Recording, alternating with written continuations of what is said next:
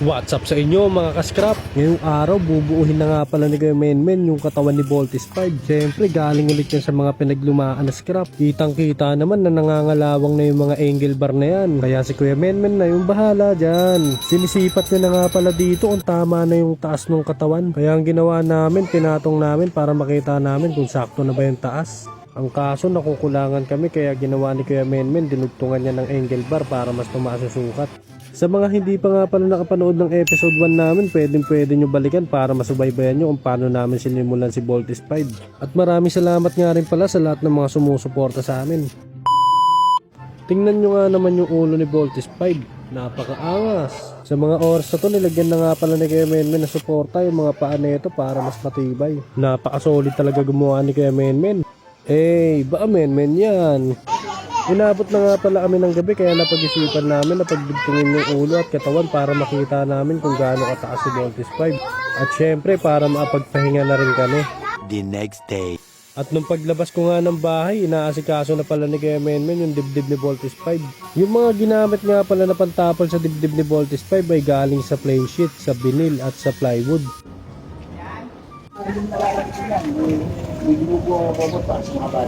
Ay, sige kuya, kunin mo lang. Tapos pagka nabutong robot na to, pwede kayo mag-picture taking. Dami na ito. Malaking bagay ito. Yung shoutout nga pala sa ito. Maraming salamat po sa donate mong scrap sa amin. Ayun na nga pala yung katawan ni Voltes 5 mga kaskrap.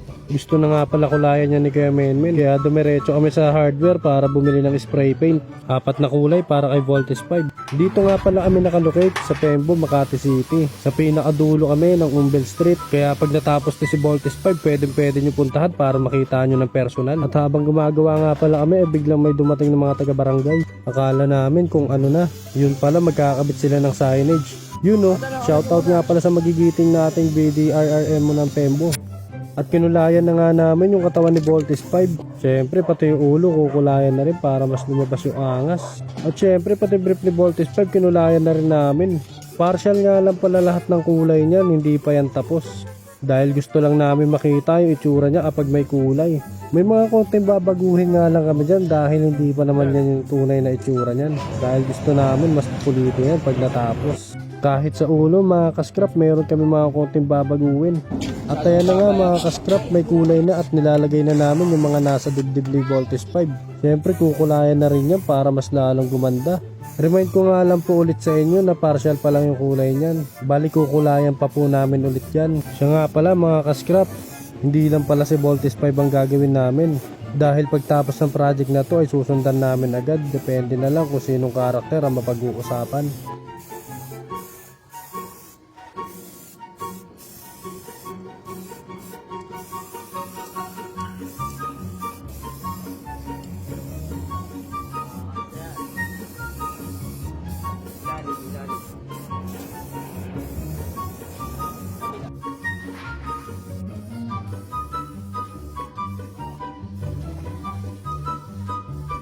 Pinapatuyo na nga lang namin yung pintura mga kaskrap dahil gustong gusto na namin makita kung ano itsura ni Voltes 5 kapag may pintura na.